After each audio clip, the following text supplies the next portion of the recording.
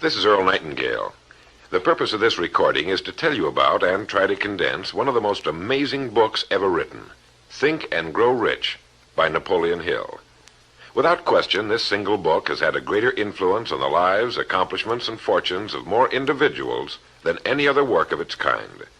All over the free world, there are literally thousands of successful men in all lines of work who are where they are today because they once picked up and bought a copy of Think and Grow Rich, and they'll be quick to tell you so.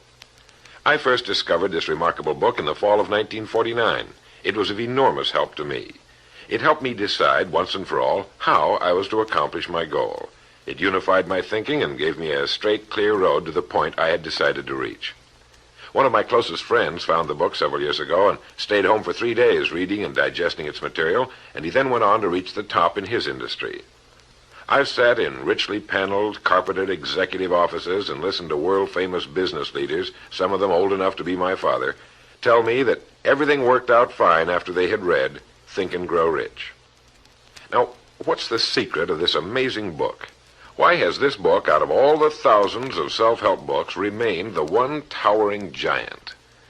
I think to understand this, you have to know Napoleon Hill as I do.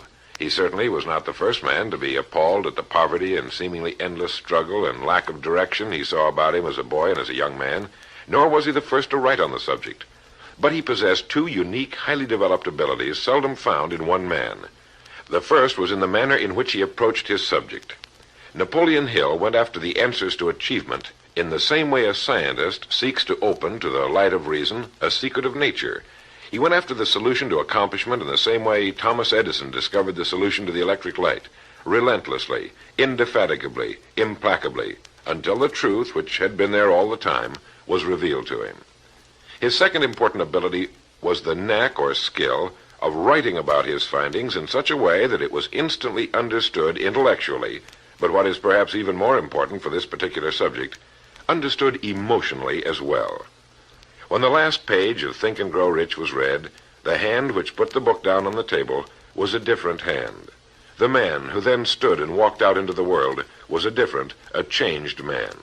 The suffocating, entangling webs of self-imposed frustration and indirection had fallen away, and now the way was clear. The man was now the possessor of the unique, unseen talent for turning dreams into reality, thoughts into things. So-called fate or the idle effects of exterior circumstances were no longer in command. He who had been a passenger was now, suddenly, the captain. To begin, we have to understand the simple truth, the principle or philosophy which lies as the supporting structure of this work. Unless whatever it is you build is based on truth, you will end with the entire structure fallen and scattered about you like the armor of Homer's ancient warriors. It simply cannot stand. It cannot withstand the test of time. The reason Think and Grow Rich has withstood the test of time is because it rests on the broad, clean foundation upon which may also be found every accomplishment of man, the clear, unchallengeable fact that everything begins with an idea. A philosophy based on the fact that riches of every kind begin with the state of mind, that one may start with nothing but thoughts, ideas, and organized plans. Thoughts are things, incredibly powerful things, when mixed with definiteness of purpose, persistence, and a burning desire for their translation into material objects or riches, riches being whatever it is you happen to want. Wise men have been saying this for centuries, and just recently Charles A. Cerami wrote, "The truth is that the human mind is as real an organism as any muscle in the body, but far greater in potential power, and, like muscle fiber, it can be strengthened to lead on to unimagined conquests." So this, then, is the truth on which Think and Grow Rich is based. If you know what you want, and if you want it strongly enough to muster the kind of persistence that simply cannot be stopped, you will most certainly achieve it. By controlling your mind, you can control your destiny here on Earth. With this as our foundation, let's talk about Napoleon Hill's famous 13 proven steps to riches as found in his book Think and Grow Rich, remembering, of course, that riches are whatever it is you happen to want.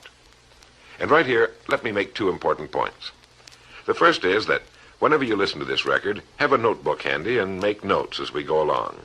The second is that This record was produced for your own personal use, to go with you on your own exciting journey. To play this record for a group will prove to be of only temporary help. Make sure you have your own personal copy to play again and again, particularly at those times when you may feel yourself getting off the track. And now, Napoleon Hill's famous 13 Principles. You will notice that we have separated each principle by banding them on the record. In this way, you're given quick access to any particular principle to which you may wish to return for reference. The first principle, desire. Here is the starting point for all achievement, the first step toward riches. But it's right here that we so often run into a stumbling block. A person will say, I know what I desire, but can I get it? We'll get into this business of doubt later, but once and for all, let's clear up this point. This point of whether or not you can accomplish that which you desire with all your heart. I think it was best expressed by Emerson, who wrote, "There is nothing capricious in nature, and the implanting of a desire indicates that its gratification is in the constitution of the creature that feels it." In other words, you would not have the desire unless you were capable of its achievement. Each of us has a built-in governor, and our desires are modified by our abilities and leanings. Whatever it is that you desire with all your heart, understand once and for all that it can and should be yours. In Think and Grow Rich, Napoleon Hill cites example after example of why your burning desire is nothing more than an accurate picture of what you will one day become. So right here, firmly establish in your mind that which you desire more than anything else. For, as Helvetius put it, by annihilating the desires, you annihilate the mind. Every man without passions has within him no principle of action, nor motive to act. A good way to determine whether or not you really have a burning desire is to examine the way you go after it. If you go after that which you think you desire tentatively, timidly, in an attempt to play it safe, you don't have a burning desire at all. You can't get to second base if you keep one foot on first. But if you're willing to burn your bridges behind you and say once and for all, this is it, this is what I will do, and I will never retreat, I'll never go back, then you have the sort of desire that can only end in success. It takes that kind of resolve to be able to keep picking yourself up after the falls you're bound to take. The only people who don't make mistakes are those who never try anything. The timid feeders in the lagoon who never venture into the broad deep sea beyond. While these principles will work for anything you may want, a more harmonious home life, a more successful career, for our example, let's say your desire happens to be more money, to better care for your family and provide for your future years, to get your share of the prosperity that lies ahead. Napoleon Hill gives us 6 definite, practical steps to follow. 1. Fix in your mind the exact amount of money you desire. It is not sufficient merely to say, I want plenty of money.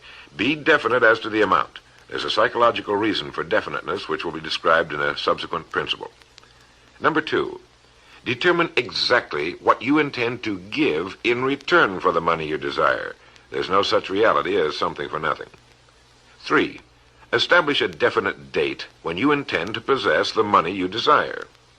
And 4, create a definite plan for carrying out your desire and begin at once, whether you're ready or not, to put this plan into action.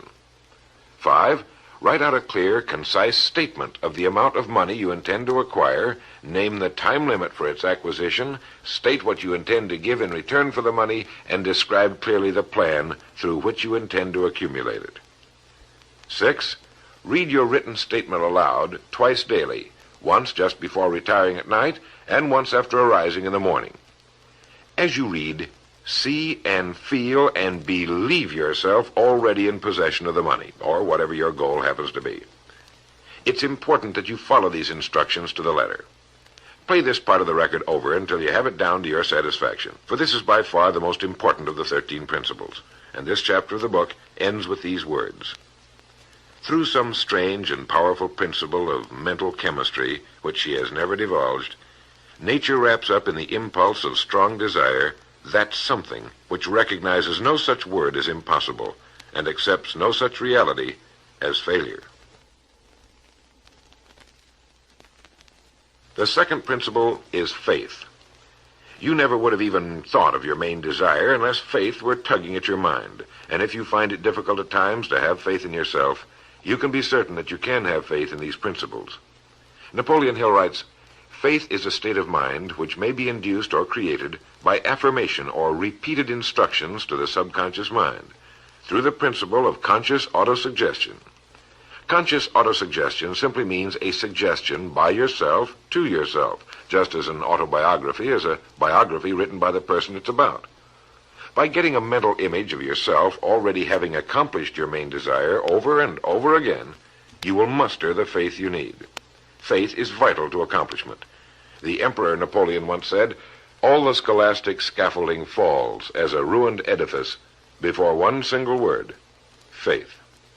Pascal said, "Faith affirms many things respecting which the senses are silent, but nothing which they deny.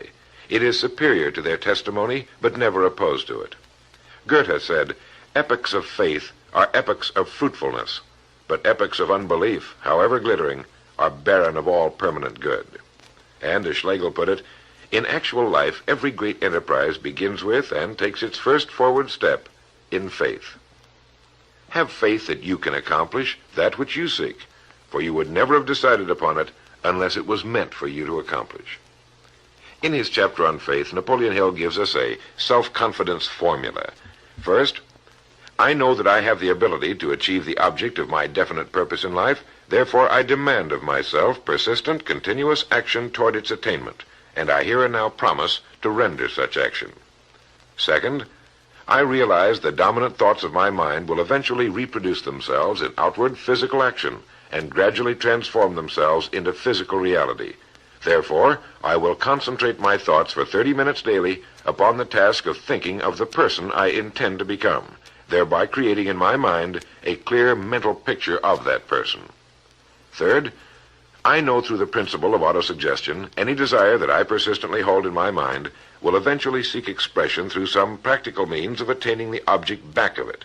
Therefore, I will devote 10 minutes daily to demanding of myself the development of self-confidence.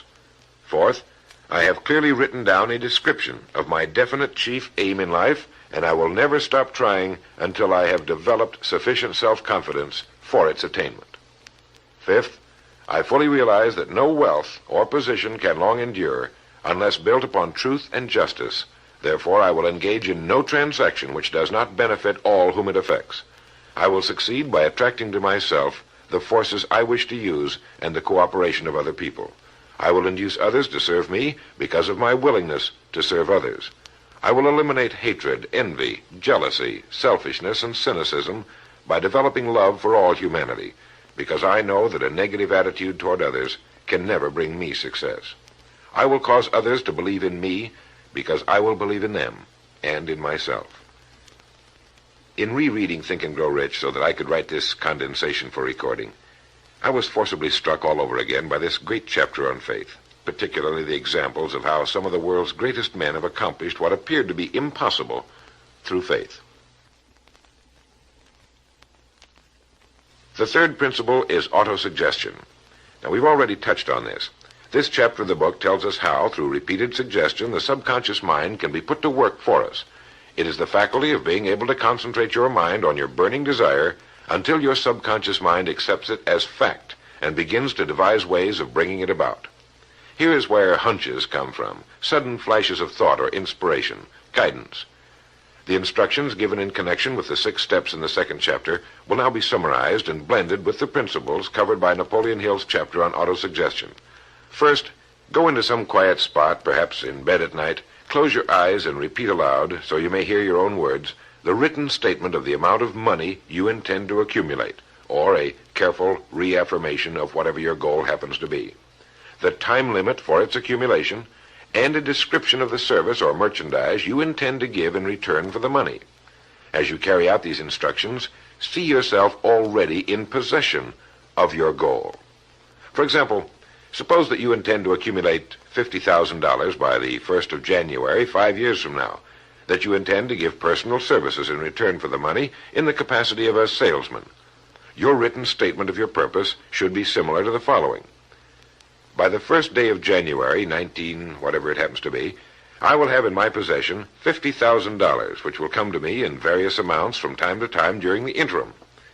In return for this money, I will give the most efficient service of which I am capable, rendering the fullest possible quantity and the best possible quality of service in the capacity of salesman of, and here describe the product or service you intend to sell or whatever it is you do for a living. It goes on. I believe that I will have this money in my possession. My faith is so strong that I can now see this money before my eyes. I can touch it with my hands. It is now awaiting transfer to me at the time and in the proportion that I deliver the service I intend to render in return for it. I am awaiting a plan by which to accumulate this money, and I will follow that plan when it is received. Second, repeat this program night and morning until you can see in your imagination the money you intend to accumulate. Third, place a written copy of your statement where you can see it night and morning, and read it just before retiring and upon arising until it's been memorized. As you carry out these instructions, you are applying the principle of autosuggestion.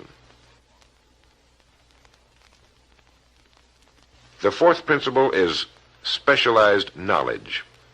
It is here that I think Napoleon Hill makes a very important point. Knowledge is power only to the extent that it is organized into a definite plan of action and directed to a definite end. To quote from the book, before you can be sure of your ability to transmute desire into its monetary equivalent, you will require specialized knowledge of the service, merchandise, or profession which you intend to offer in return for fortune.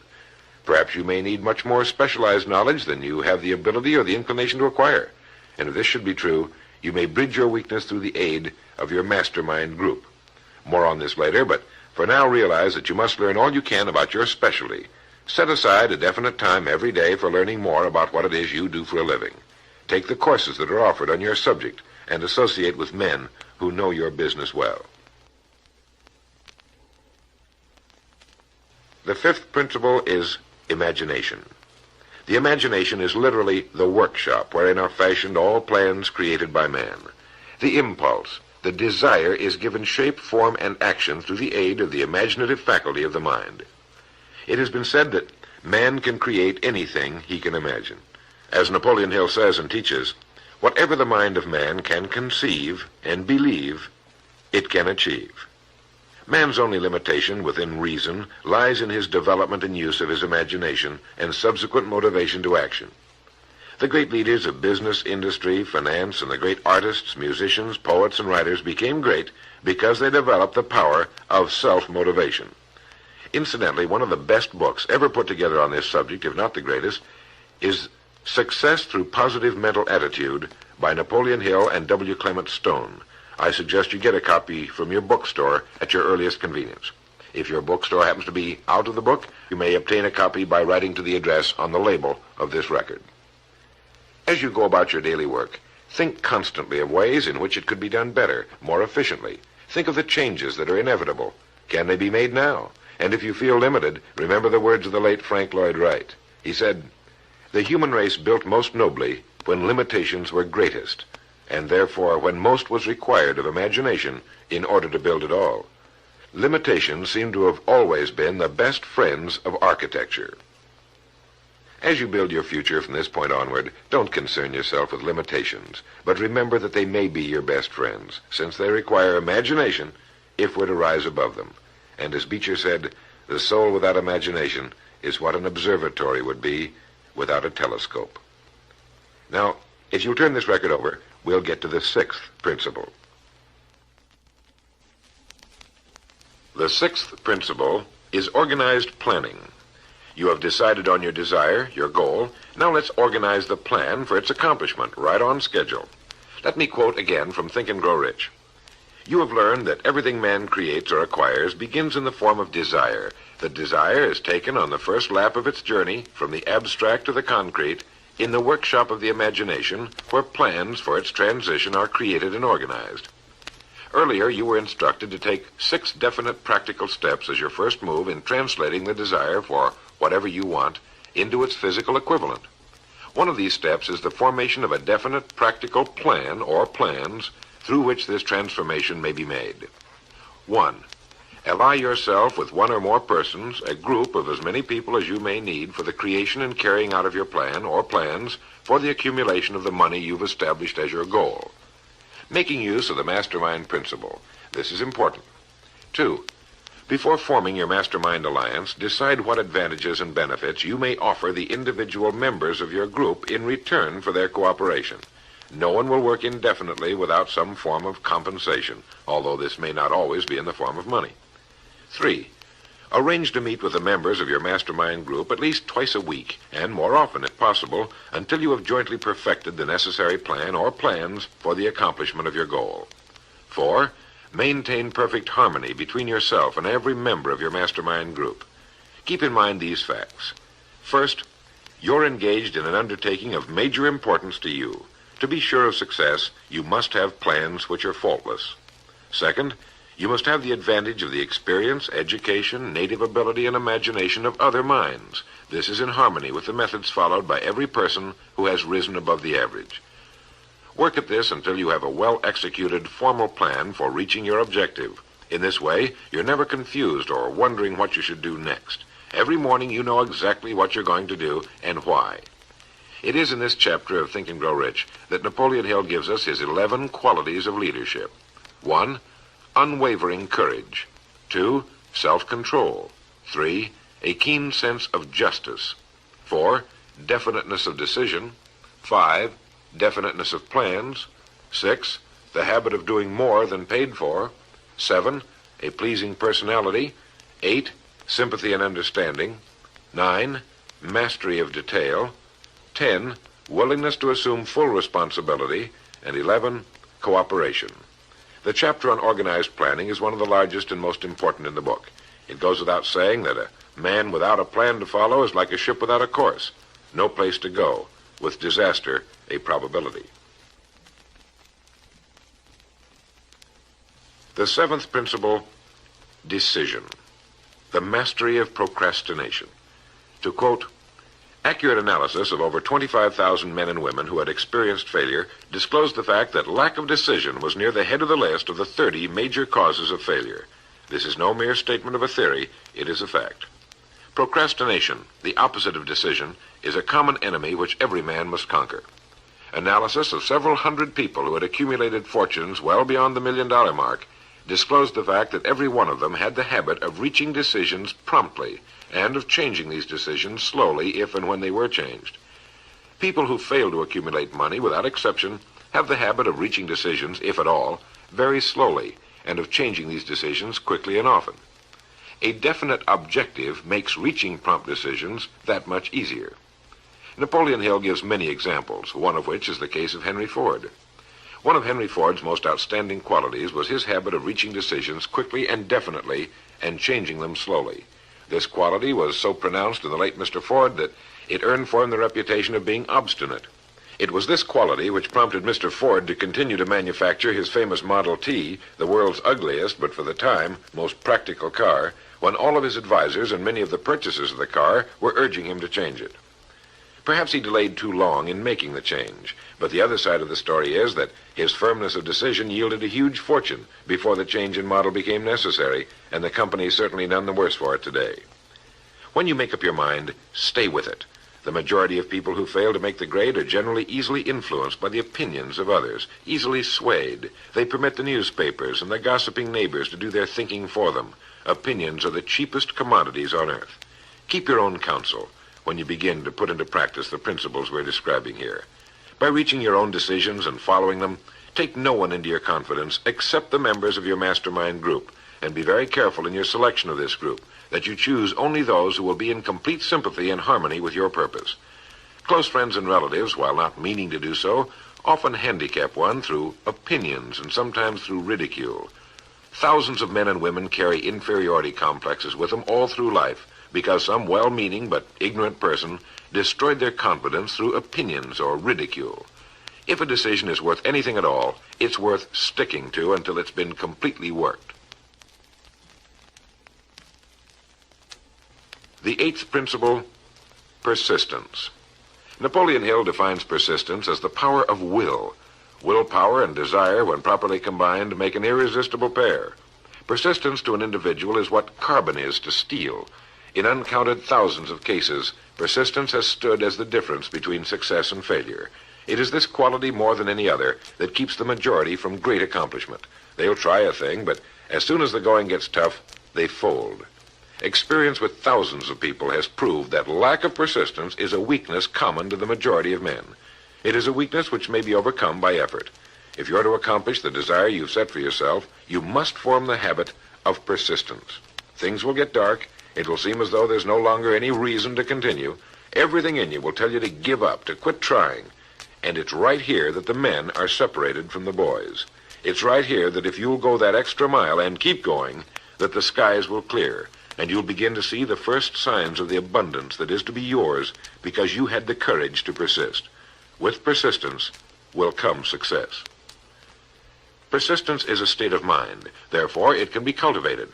Like all states of mind, persistence is based upon definite causes, among them these. 1, definiteness of purpose, knowing what you want. 2, desire.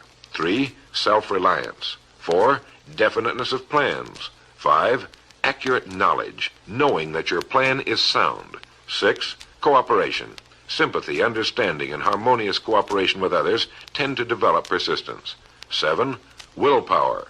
8, habit. Persistence is the direct result of habit. The 9th principle, power of the mastermind. It is in this section that Napoleon Hill describes the importance of forming a group of individuals sympathetic to your desire. They may be individuals with similar plans.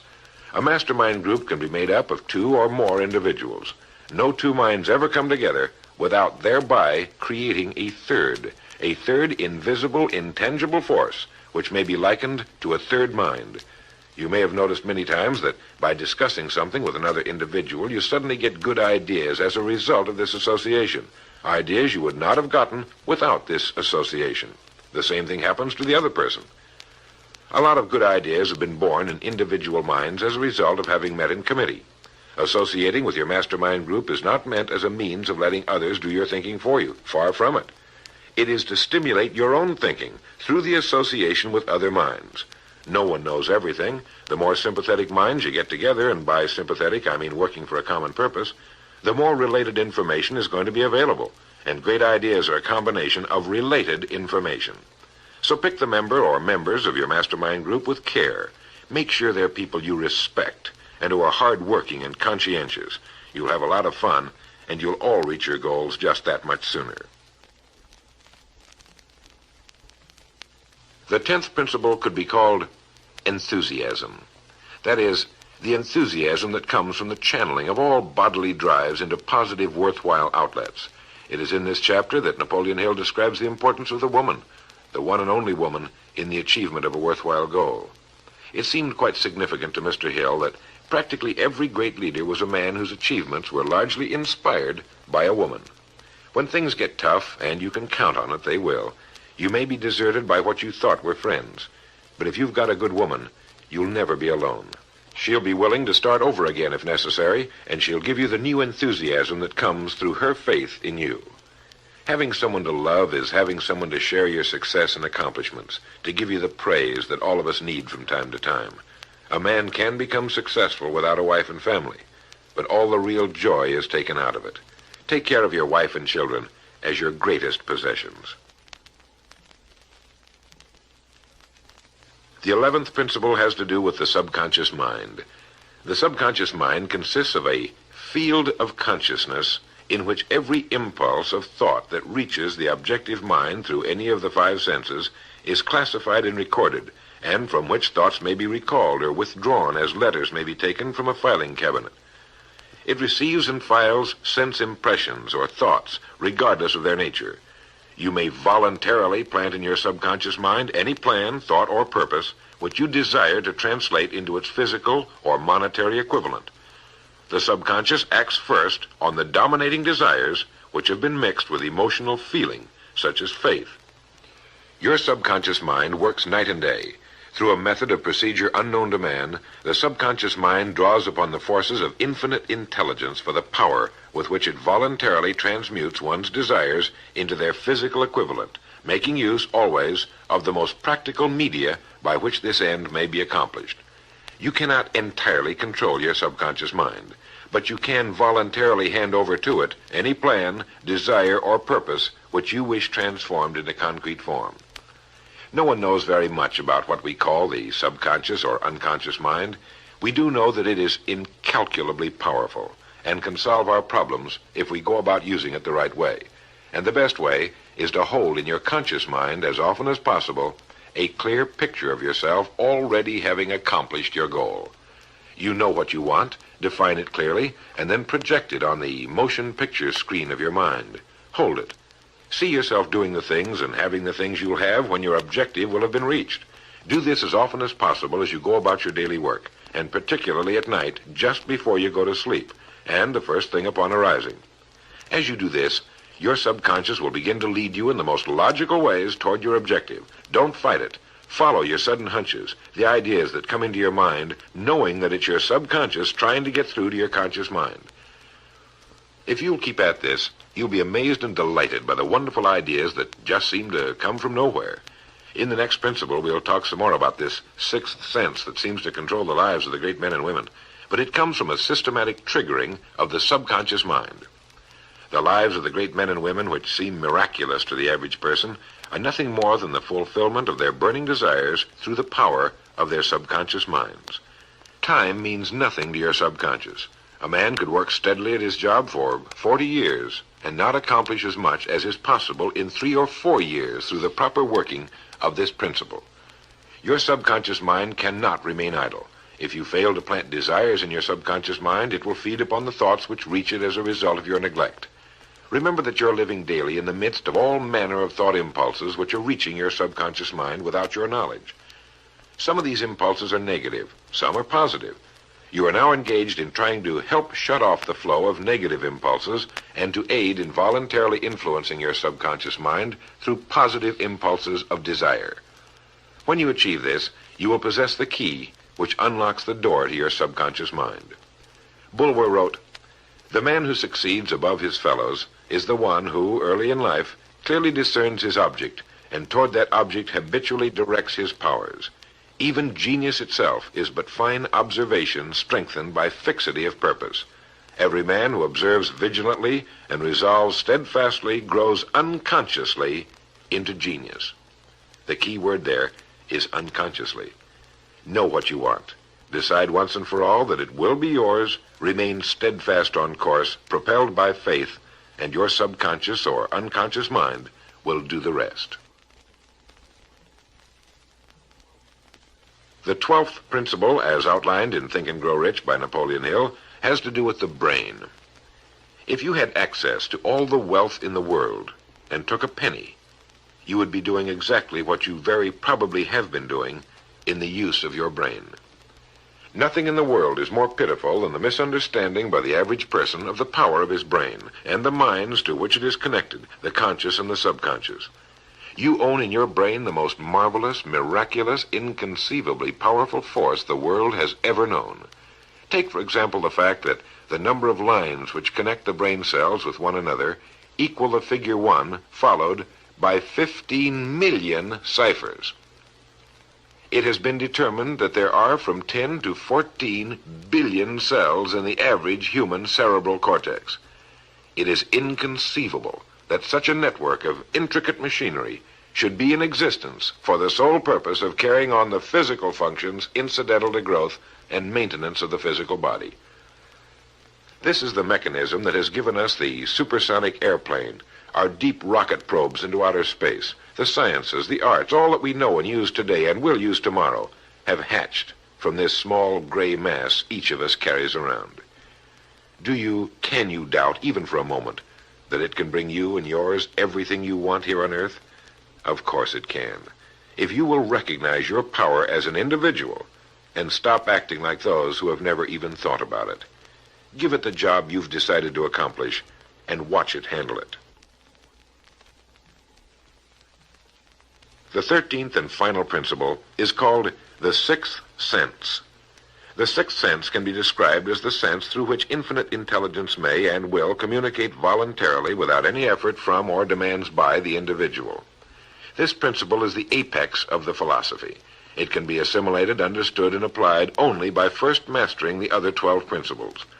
The sixth sense is that portion of the subconscious mind which has been referred to as the creative imagination. It has also been referred to as the receiving set, through which ideas, plans, and thoughts flash into the mind. The flashes are sometimes called hunches or inspirations. The sixth sense defies description. It cannot be described to a person who has not mastered the other principles of this philosophy, because such a person has no knowledge and no experience with which the sixth sense may be compared. The sixth sense is not something that one can take off and put on at will. Ability to use this great power comes slowly through application of the other principles we've outlined. Many individuals come into a workable knowledge of the sixth sense even before the age of 40, but more often the knowledge is not available until one is well past 50, and this for the reason that the spiritual forces with which the sixth sense is so closely related do not mature and become usable generally except through years of meditation, self-examination, and serious thought. But begin to develop it now by applying the principles we've talked about here. Remember this: man can create nothing which he does not first conceive in the form of an impulse of thought. Man's thought impulses begin immediately to translate themselves into their physical equivalent, whether those thoughts are voluntary or involuntary. Keep fear out of your mind by concentrating on the mental picture of your goal, your greatest desire. Now, I want to mention that Think and Grow Rich as a book carries more endorsements by great men who knew of its truth than any other book of its kind ever written. I'll touch on only a few. All of these great men actually endorsed Napoleon Hill's principles. Former President of the United States, William Howard Taft. F.W. Woolworth wrote that he had built his great chain of stores by applying many of these principles. Robert Dollar, who built the great Dollar steamship line, wrote, "If I had had this philosophy 50 years ago, I suppose I could have accomplished all that I've done in less than half the time. I sincerely hope the world will discover and reward you." Samuel Gompers wrote that the mastery of these principles is the equivalent of an insurance policy against failure. President Woodrow Wilson, John Wanamaker, the merchant prince, wrote, "I know that your fundamentals are sound because I've been applying them in my business for more than 30 years. George Eastman, the world's largest maker of cameras, Thomas Edison, Luther Burbank, Theodore Roosevelt, E.M. Statler, John D. Rockefeller. I think you know that the endorsements of these great men could not have been bought with all the money in the world. What we have been talking about here can change your life, can bring you anything and everything worthwhile you want in life for yourself and your family. Cut yourself away from the average, from the mediocre, and chart your course on the dream in your heart. These 13 principles will never let you down, as long as you use them. And now, it is with great pleasure that I give you the author himself, Napoleon Hill. Thank you, Earl Nightingale. The message which you who are listening have just heard has brought you within 3 short steps of the supreme secret of success.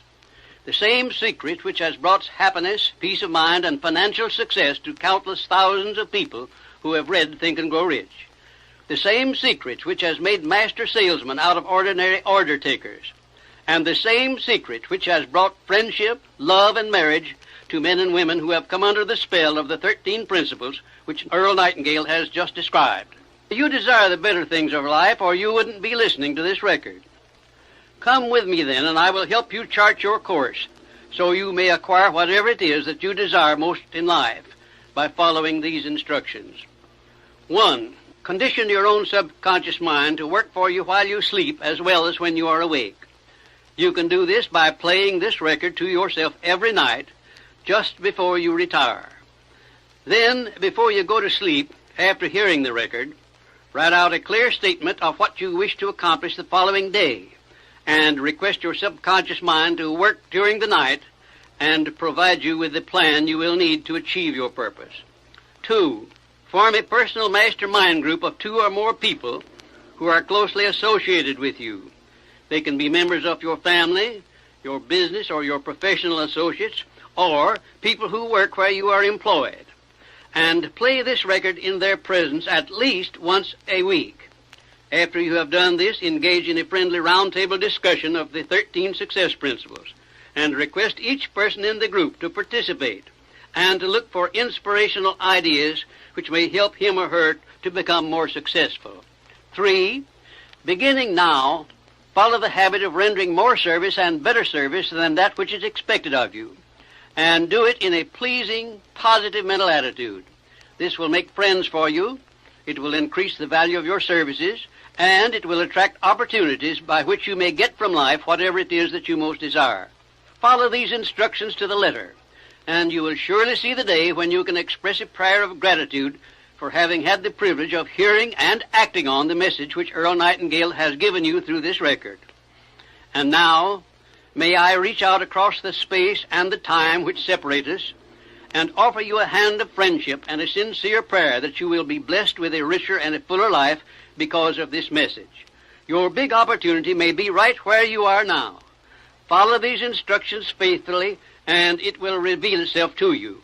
This is Napoleon Hill saying, don't search for opportunity in the distance, but recognize it and embrace it right where you are.